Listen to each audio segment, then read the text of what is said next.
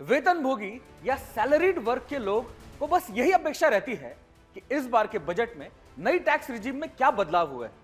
Tax slab कम होते हैं तो वेतन विभोगियों को कुछ राहत मिलती है।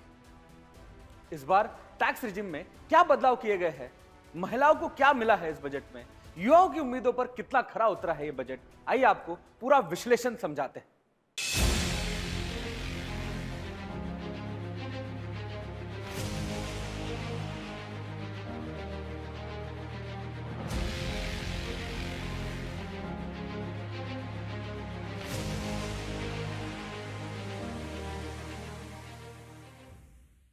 वित्त मंत्री निर्मला सीतारमण ने सैलरीड लोगों के लिए बड़ी राहत देते हुए नई टैक्स रिजिम में 7.75 लाख तक की इनकम टैक्स फ्री कर दी है। जी हां, इसी के साथ 17.5 हजार का फायदा हुआ है। वहीं फैमिली पेंशन पर टैक्स छूट 15,000 से बढ़कर 25,000 हुई है। बता दें कि पहली नौकरी वालों के लिए भी कुछ खास है। 1 लाख रुपए से कम सैलरी होने पर ईपीएफओ में पहली बार रजिस्टर करने वाले लोगों को 15,000 रुपए की मदद 3 किश्तों में मिलेगी। कितनी कमाई पर कितना टैक्स?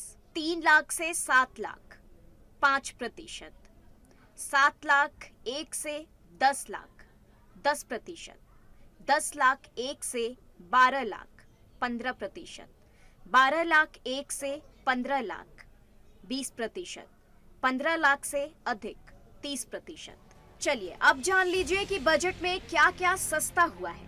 दरअसल कैंसर दवा, सोना चांदी, platinum, mobile phone, mobile charger, बिजली के तार, X-ray machine, solar sets, leather और सी फूड्स सस्ते हुए हैं। वहीं मोबाइल और चार्जर पर कस्टम ड्यूटी घटकर 15% हुई है। सोना और चांदी के गहनों पर कस्टम ड्यूटी घटकर 6% हुई। एजुकेशन लोन के लिए भी राहत मिली है। जिन्हें सरकारी योजनाओं के तहत कोई फायदा नहीं मिल रहा है, उन्हें देश भर के संस्थानों में एडमिशन के लिए लोन मिलेगा।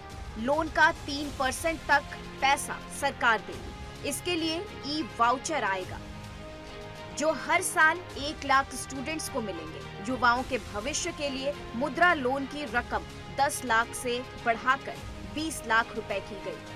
वहीं 500 टॉप कंपनियों में 1 करोड़ युवाओं को इंटर्नशिप भी कराया जाएगा। युवाओं के लिए तोहफा, युवाओं के लिए 2 लाख करोड़ का बजट।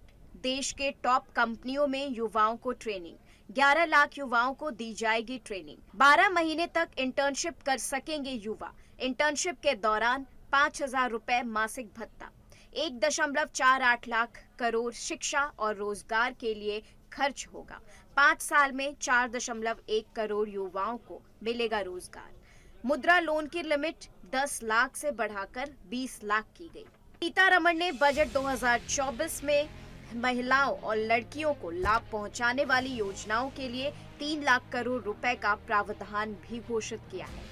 पूर्वोत्तर क्षेत्र में इंडिया पोस्ट पेमेंट बैंक की 100 से अधिक शाखाएं स्थापित की जाएंगी। राष्ट्र की खाद्य सुरक्षा सुनिश्चित करने के लिए पोलावरम सिंचाई परियोजना को पूरा किया जाएगा। विशाखापट्टनम चेन्नई औद्योगिक गलियारे में कोपार्थी क्षेत्र और हैदराबाद बेंगलुरु औद्योगिक गलियारे में ओरवाकल क्षेत्र में विकास के लिए फंड दिया जाएगा।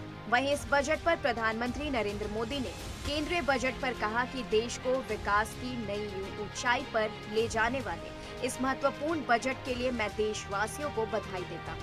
ये बजट समाज के हर वर्ग को शक्ति देने वाला है। ये देश के गांव, गरीब किसान को समृद्धि की राह पर ले जाने वाला है। पिछले 10 वर्षों में 25 करोड़ लोग गरीबी से बाहर निकले हैं। नौजवानों को अनगिनत नए अवसर देने वाला बजट है। इस बजट से शिक्षा स्किल को नई ऊंचाई मिलेगी।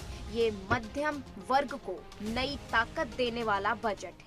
विकास की नई ऊंचाई पर ले जाने वाले इस महत्वपूर्ण बजट के लिए मैं सभी देशवासियों को बधाई देता हूं। उत्तर प्रदेश के मुख्यमंत्री योगी आदित्यनाथ ने बजट पर कहा कि प्रधानमंत्री नरेंद्र मोदी के मार्गदर्शन में देश की नई संसद में वित्त मंत्री ने देश का आम बजट प्रस्तुत किया है। ये बजट 140 करोड़ देशवासियों की आशा, आकांक्षा और अमृतकाल के संकल्पों को पूरा करने वाला सिद्ध होगा। आम बजट 2024-25 आत्मनिर्भर और विकसित भारत का एक दस्तावेज है। वहीं बजट पर उत्तर प्रदेश के उप मुख्यमंत्री ब्रजेश पाठक का बयान आया। उन्होंने कहा कि आज जो बजट प्रस्तुत किया गया है वो विकसित भारत के संकल्प को पूरा करने वाला है। छात्रों, किसानों, महिलाओं, आम जनता को समाहित करते हुए विकसित भारत की आधारशिला को रखा गया है। ये समावेशी बजट है। बहरहाल, प्रधानमंत्री नरेंद्र मोदी के नेतृत्व में भारतीय जनता पार्टी राष्ट्रीय जनतांत्रिक गठबंधन की सरकार ने अपना 11वां बजट पेश किया। इस दौरान वित्त मंत्री निर्मला सीतारमण ने कई बड़े ऐलान किए। उन्होंने देश के अन्नदाताओं को कई सौगातें भी दी। अब देखने वाली बात ये होगी कि देश की जनता को ये बजट कितना लुभाता है।